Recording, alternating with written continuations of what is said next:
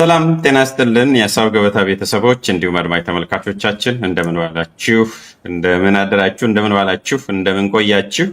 ይህ በአይነቱ ልዩ የሆነ ውይይት ነው። ይህንን ቀን ለረጅም ጊዜ ስጠብቀው የነበረ ነው። እናንተም በተደጋጋሚ ስትጠይቁን ግን ሳይሳካልን ቀርቶ በተለያየ ምክንያት ዛሬ መጥተናል።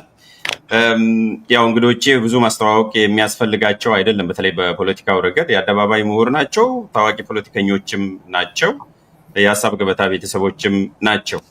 በእኔ በኩል ይህንን ጥሪ ተቀብለው ሁለቱም ስለተገኙ እና ሪዩኒየን ከ5 ዓመት በኋላ ሪዩኒየን ስላደረጉ እና ስላደረግን በጣም እጅግ ደስ ብሎኛል። ስለመጣችሁ ስላከበራችሁኝ በጣም አመሰግናለሁ። እንኳን ደህና መጣችሁ። እናመሰግናለን። እሺ እንግዲህ በመጨረሻ ጊዜ አንድ ለአንድ የተገናኛችሁት ከ5 ዓመት ከ3 ወር በፊት ይመስለኛል፣ ሜይ 2 2020 ዓመተ ምህረት። ይሄ በእርግጥ ከዛ በኋላ ባለፈው በአብሮነት የተዘጋጀው ውይይት ላይ አቶ ጀዋርም ተገኝተዋል። ግን አንድ ለአንድ የተገናኛችሁ ዛሬ ይመስለኛል። ለዛ ነው በተለየ መልኩም አንዳች ቁም ነገር አድማጭ ተመልካቾቻችን ያተርፋሉ ብዬም የማስበው ምናልባትም ከዚህ በኋላ ለሚደረጉ የፖለቲካ ውይይቶችና ትብብሮችም መሰረት ጥለን እንሄዳለን ብዬ አስባለሁ።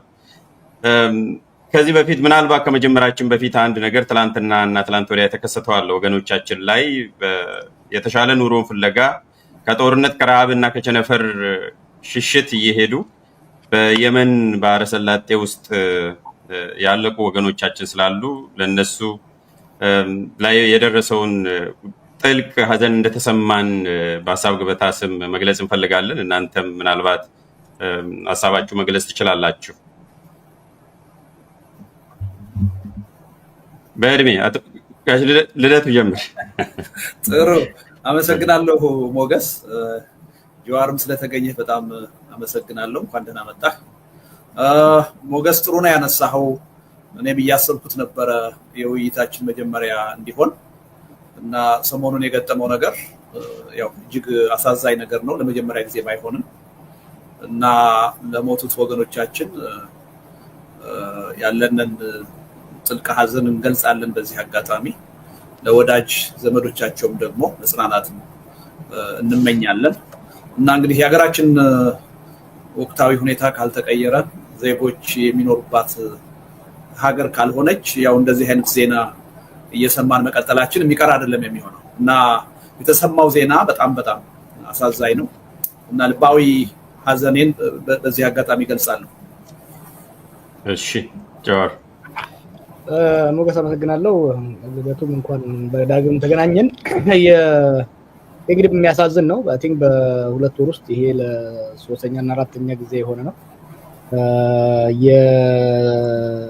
ወደ አረብ ሀገር የሚሰደዱ ወጣቶች ቁጥር በብዙ እጥፍ ጨምሯል ባለፉት 2 ዓመታት። ለዚህ መንስኤው ደግሞ ዋነኛው በጦርነት ምክንያት የጦርነት እየሸሹ የሄዱ፣ በተጨማሪ ደግሞ እየተባባሰ የመጣውን የኑሮ ውድነትና ስራ እጦት ለመቋቋም አቅቷቸው የሚሄዱ ናቸው። ለዚህ ማስረጃው አብዛኞቹ ልጆች ከትግራይ፣ ከአማራ ክልልና ከኦሮሚያ ክልል የሚሄዱ ወጣቶች ናቸው።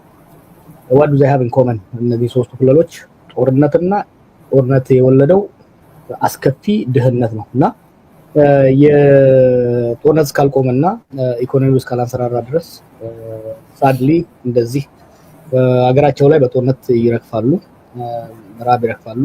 ከዛ ለማምለስ ሲሄዱ ደግሞ በጦርነት ይረግፋሉ። ይሄ ይቀጥላል። ለዚህ ነው ለውጥ ማምጣት አስፈላጊ ሆኖ የሚታየው። ነፍስ ይማር፣ ቤተሰቦቻቸውንም አላህ ያበረታታቸው እላለሁ። እሺ በጣም አመሰግናለሁ። እንግዲህ ከሀዘኑ ባሻገር እንዳልከው የሀገራችን ገጽታና መገለጫም እየሆነ መጥቷል።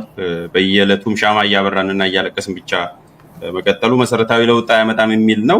እንግዲህ እሱን በዛ እንያዝና ተመልሰንም ሌሎች ጉዳዮችንም በሌላ መልኩ ስለምንመጣበት እስቲ እንደ መነሻ እንዲሆንን የመጀመሪያ ጥያቄ ኢትዮጵያ ያለችበትን ሁኔታ ለመገምገምም ለማወቅም እንዲመች ቀጥታ ወደ ሌላ ጉዳይ ከመግባታችን በፊት የዛሬ 5 ዓመት አንተና አቶ ልደቱ ሁለታችሁ ስትገናኙ በነበረችው ኢትዮጵያ እና ዛሬ ባለችው ኢትዮጵያ መካከል ያለው አንድነትና ልዩነት ምንድን ነው? ከዛ ብንጀምር የተሻለ ነው የሚሆነው። ሁኔታ ግምገማ መሰረት ስለሚጥልልን ከዛ ብንነሳ የተሻለ ነው የሚሆነው እና አንዳችሁ መጀመር ትችላላችሁ።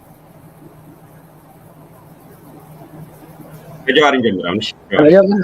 እሺ አይ ቲንክ ያኔዋ ኢትዮጵያ ማውደር ራሱ ይቻላል።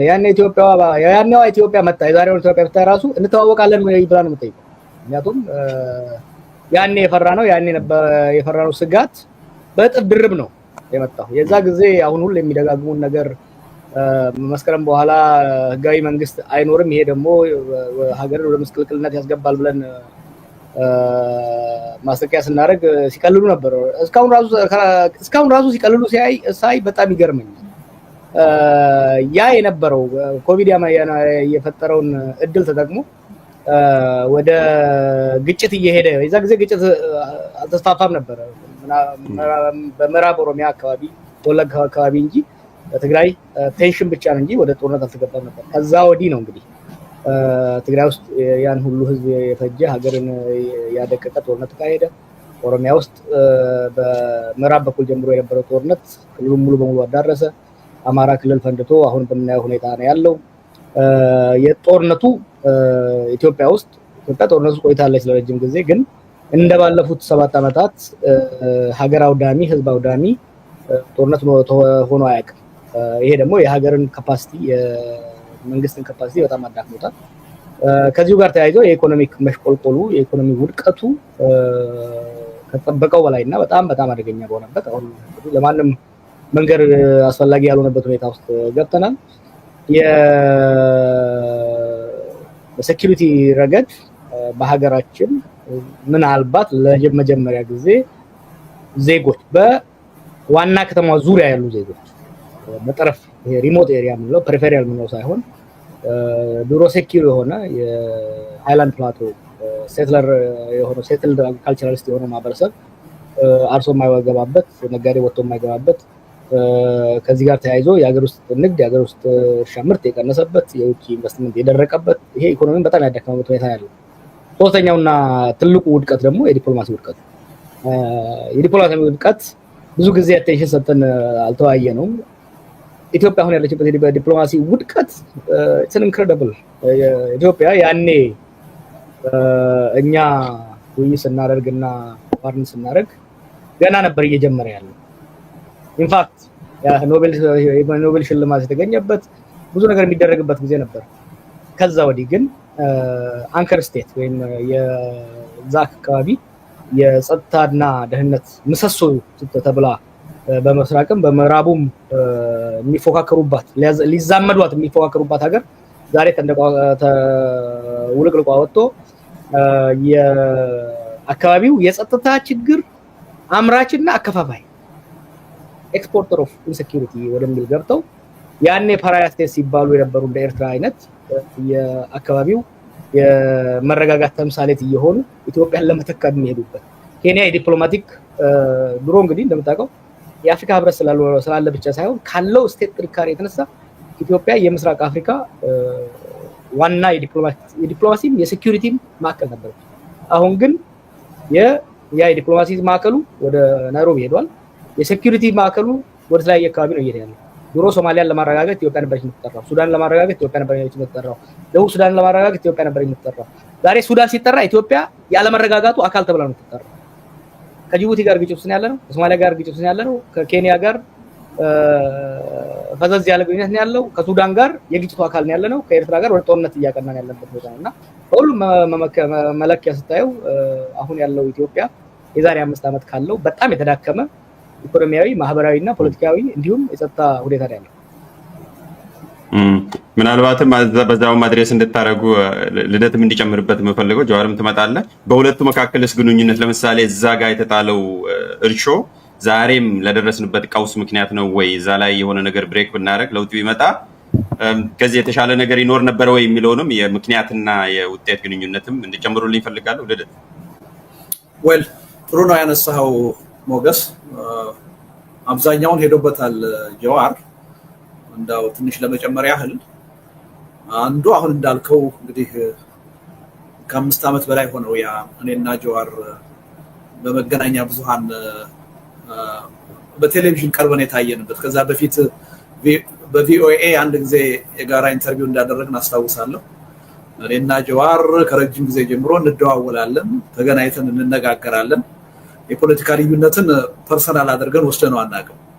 ነገር ግን በቴሌቪዥን ወጥተን ስንከራከር ስንወያይ ያ የመጀመሪያችን ነበር ኦኤምኤን ላይ እና አይ ቲንክ ለውጡን ራሱ ያኔ የተፈጠረው ስሜት እና አሁን ያለው ስሜት የሚናገር ይመስለኛል። ያኔ እኔና ጀዋር ለምን አንድ ላይ ቁጭ ብለው ታዩ ተብለን ከፍተኛ የሆነ ነውጥ ነበር የተፈጠረው። አቧራው ነበር የጨሰው። በፍጹም በቃ በአገር ጉዳይ ተገናኝተን ለመነጋገር የሚያስችለን የጋራ ጉዳይ እንደሌለን ተደርጎ በአንድ በኩል በገዢው ፓርቲና በደጋፊ በሌላ በኩል ደግሞ በተቃዋሚው ጎራ እንዴት ሁለቱ ይገናኛሉ ተብሎ ትልቅ አቧራ ነበር የጨሰው። የዛሬው ውይይታችንም ገዢውን ፓርቲ ምናልባት በተመሳሳይ ሁኔታ ሊያስደነግጥ እንደሚችል እገምታለሁ። ምናልባት ይሄኛውን ጣልቃ እንዳው ላስታውስ በመልስ ስትሰጥ ከኢሳያስ አፈወርቂ ይልቅ ጀዋር መሐመድ ይቀርበኛል ብለህ ተናግረህ ነበር። የዛሬ አምስት ዓመት እንደዛ ብሎ ለመናገር ሁሉ የሚያስገድድ ነበር። አሁን ይሄ ንግግር ምንም ያን ያህል የተለየ ንግግር አይደለም፣ ግን ያን ያህል ለመናገር የሚያስገድድ ነው የነበረው እና ያኔ ብዙ ጫጫታ ተፈጥሮ ነበረ በመንግስት ዙሪያ ብቻ ሳይሆን በተቃዋሚው ጭምር። እኔ እርግጠኛ ነኝ አሁን የመንግስት ኃይሎች መንጫጫታቸው አይቀርም። ተቃዋሚው ግን የሚደነግጥ አይመስለኝም። አሁን እንደውም ደስ የሚለው ይመስለኛል። የሚጠብቀው ነገር ነው ብዬ አምናለሁ። ይሄ ለውጡን ያሳያል። ያኔ በመካከላችን አሉ የምንላቸው የፖለቲካ ቅራኔዎች፣ ችግሮች ከአሁኑ ጋር ሲነጻጸር ኦልሞስት ኢምንት ነበሩ ማለት ይቻላል። ቅልጦት ሆነዋል። አሁን እድሜ ለፒፒ በዛ ጊዜ የነበሩትን ልዩነቶች አሁን ቅልጦት አድርጓቸዋል። እና እኔ ሁለት ነገሮችን በማየት ያኔ የነበርንበት ጊዜና አሁን ያለንበትን ሁኔታ ማነጻጸር የሚቻል ይመስለኛል። ያኔ አሁን ስናነሳ የነበረው ነገር በስልጣን ላይ የነበረው መንግስት በህገወጥ መንገድ ስልጣኑን ማራዘም የለበትም የሚል ነበር። ይሄ አደገኛ አካሄድ። ለምን በዛን ወቅት በስልጣን ላይ የነበረው አካል ኢትዮጵያን ወደ በጎ አቅጣጫ ይለውጣል ተብሎ ተስፋ የተጣለበት አካል ነው የነበረው። ይሄ አካል ህግን ጥሶ የራሱን ስልጣን በህገወጥ መንገድ ማራዘም ከቻለ ወደፊት ትልቅ አደጋ ይዞ ይመጣል የሚል እምነት ስለነበረ አንደኛ የህግ መጣስን ነው ስንቃወም ነበር። ሁለተኛ ከዚሁ ጋር ተያይዞ ይሄ በበጎ መንፈስ ህዝቡ ያየው የለውጥ ሂደት ሊኮላሽ ይችላል፣ ሊጨናገፍ ይችላል የሚል ስጋት ነው የነበረው። የለውጥ ሂደት አሁን ከህግ የበላይነት ጥያቄ ከለውጥ ሂደት መስመርና መጨናገፍ ጥያቄ አልፈን እንደ አገርና ህዝብ መንግስት ኖሮን እንቀጥላለን ወይስ አንቀጥልም የሚል የህልውና ፈተና ላይ ወድቀናል። እና ሰፊ ልዩነት ነው ያለው ማለት ነው። እና በእርግጥም ያኔ ያነሳናቸው ስጋቶች የነበሩን ስጋቶች ምን ያህል ተጨባጭ ስጋቶች እንደነበሩ ወደፊት ሊመጣ የሚችለውን ደግሞ አደጋና ችግር አስቀድመን መገመትና ማሽተት ችለን እንደነበረ ያሳየ መድረክ ነው የሚመስለኝ። እና እርግጠኛ ነኝ አብዛኛዎቹ ተመልካቾች ያን ወደ ኋላ መለስ ብለው ማስታወስና ሊወሰድ የሚገባውን ትምህርት ይወስዳሉ የሚል እምነት አለኝ። እና ስፋቱ ከፍተኛ ነው ማለት እችላለሁ። ነገር ግን እንደው በዚህ አጋጣሚ ሞገስ አንዳንድ ሚዲያዎች ላይ አንዳንድ ትችቶች ከዛ መድረክ ጋር ተያይዞ ሲቀርቡ እሰማለሁ። ጀዋርና ልደቱ ከመስከረም 30 በኋላ መንግስት አይኖርም ይፈርሳል ብለዋል እየተባለ ሲነገር እሰማለሁ። እንደዛ አላልንም፣ እኛ ልንልም አንችልም። ያለው ህጋዊ የሚባል መንግስት አይኖርም ነው ያለው እንጂ በህገወጥ መንገድ መንግስት ሊቀጥል እንደሚችል እናውቅ ነበር፣ በግልጽም ስንናገር ነው የነበረው። ይሄን ሁኔታ ግን በተዛባ ሁኔታ ወስደው የመንግስት እድሜ ከመስከረም 30 በኋላ እንደሚያልቅለት እንደሚፈርስ አድርገን ያልተገባ ግምገማ እንዳደረግን የሚናገሩ ሰዎች አሉና እንደው በዚህ አጋጣሚ ሁኔታ ጉዳዩ ስለተነሳ ማረሙ ተገቢ ነው ብዬ ነውና ሰፊ ነው ለውጡ ለማለት ነው። በአጠቃላይ አመሰግናለሁ። እዚህ ላይ ምናልባት ጀዋርም የሚጨምር ነገር ካለ እንዳውም አንዱ የሚሉት ይዤዋለሁ ምንድነው ከአማካኝ በታች ደካማ የሆነ መንግስት ነው ያሉት። የመስከረም 30 ቀጠሮ የተሰጠው መንግስት ይሄው 5 ዓመታትን ተጨማሪ የስልጣን ዘመን ይዞ ቀጥሏል የሚል ነው።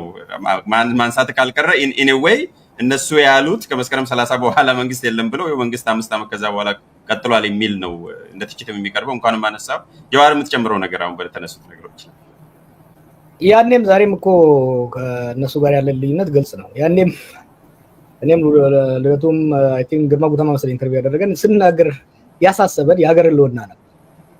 የሽግግሩ ከዛም ደግሞ የሀገር ህልውና ስላሳዘበን ከመስከረም 30 በኋላ በተለይ እዛ ጊዜ ከህወሓት ጋር የነበረው ሽኩቻ እየከረረ ስለሄደ መቀሌና አዲስ አበባን የሚያስተሳስረው ህገ መንግስታዊ ሂደቱ ስለሆነ ከመስከረም 30 በኋላ የሚኖረው መንግስት በውይይትና በስምምነት ካልሆነ የሚያስተሳስረው ገመድ ይበጠሳል።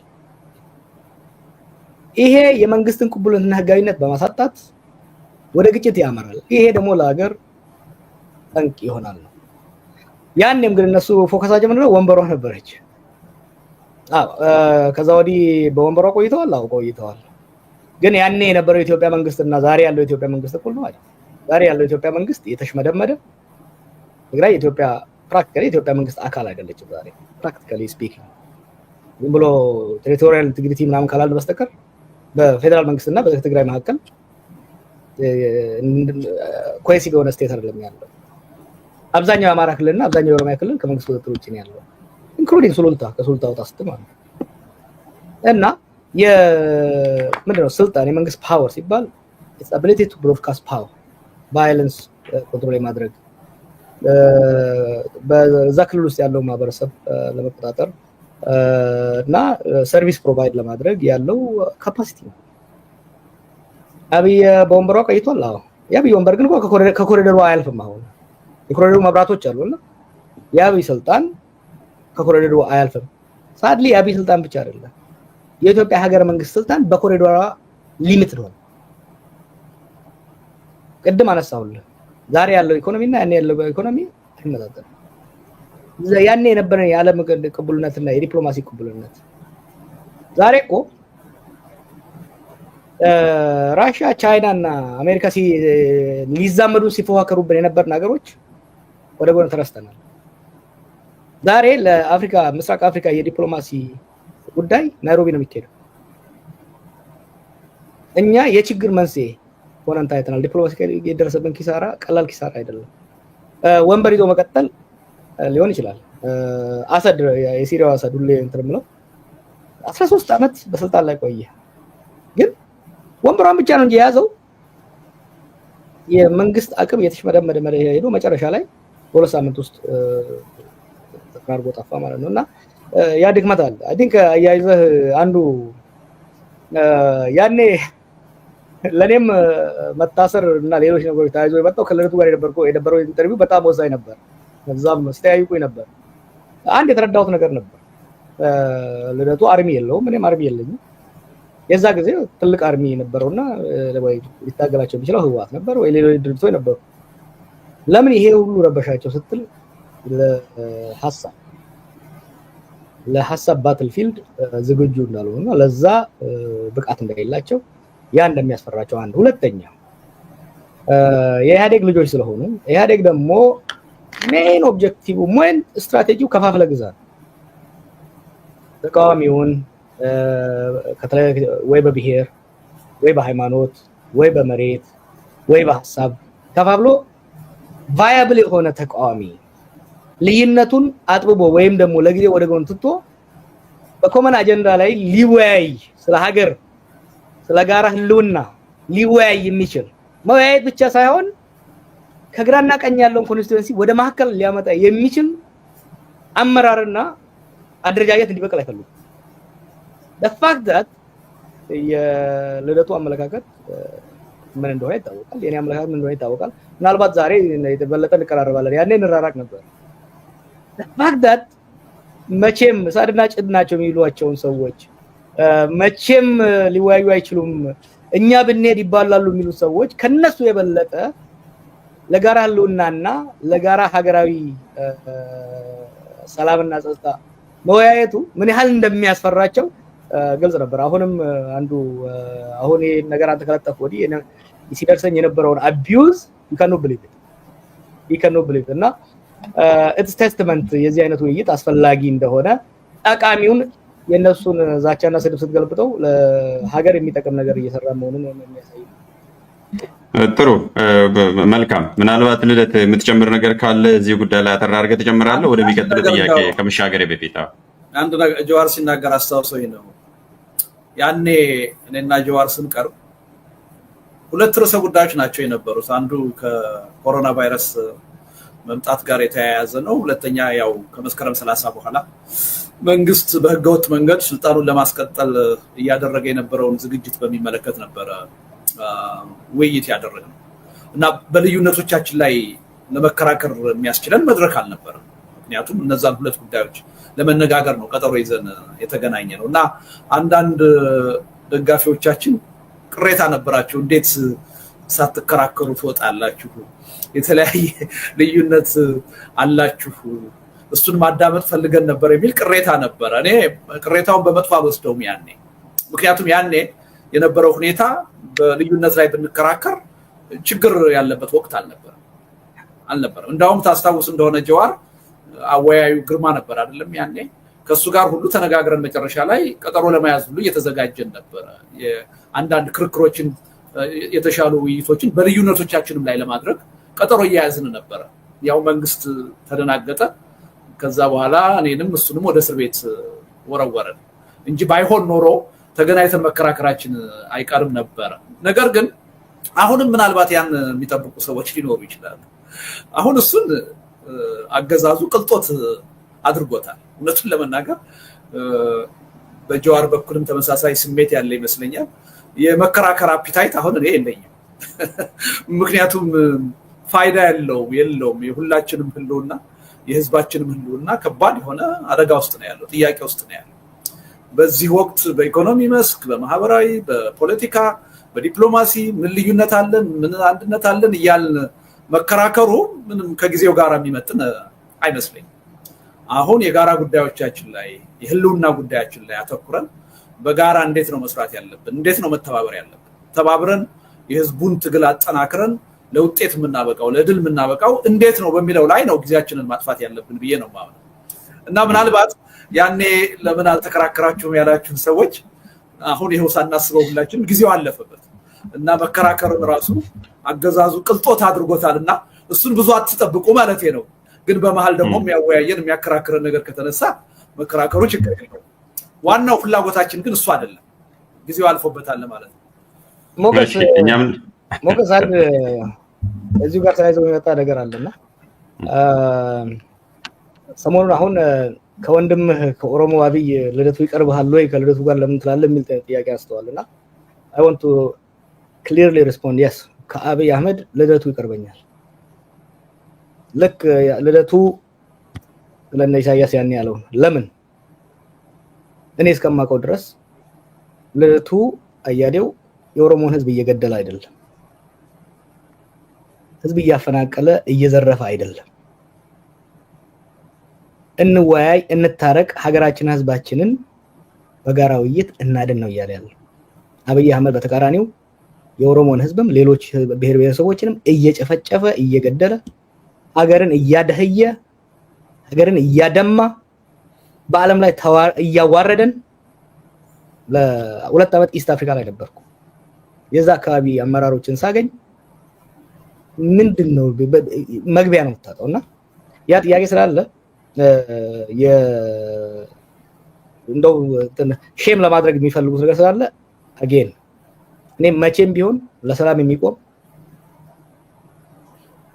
ጦርነት ለማስቆም የሚቆም ለነጻነትና ለዲሞክራሲ የሚቆም ሰው ይቀርበኛል።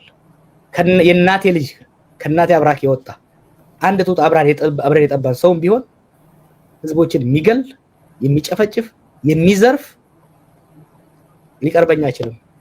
ከባዕድ ከሩቅ አይደለም አንድ ሀገር ያንድ ዜጋ ያንድ ፓስፖርት ያለን ሰዎች ተውና ለምን ከቻይና አይመጣም? ለሰላም የሚቆም ለዲሞክራሲ የሚቆም ለእኩልነትና ለፍትህ የሚቆም ኃይል ይቀርበኛል ለማለት ያለው። በጣም ጥሩ። እግረ መንገዱንም ያነሳው ነገር ቀድማችሁ ነካካችሁት ጥያቄ አለ። እንግዲህ ኢምፕሊሲትሊ የተስማማችሁ መስሎኝ ነው። አሁን የገጠመን የፖለቲካ ቀውስ አቶ ልደቱ የህልውና አደጋ ብሔራዊ ህልውና አደጋ አድርጎ ነው ብሔራዊ የሚለውን እኔ የተጠቀምኩት ሀገራዊ ህልውና አደጋ ነው ብሎ ነው። ስለዚህ የግለሰብም የቡድንም ሳይሆን በአገር ደረጃ ነው ህልውና አደጋ የገጠመን፣ መፍትሄውም በዛው ልክ ነው መሆን ያለበት የሚል ከዓመት በፊት ጽፏል። አሁን በተደጋጋሚ እየጻፈ ነው።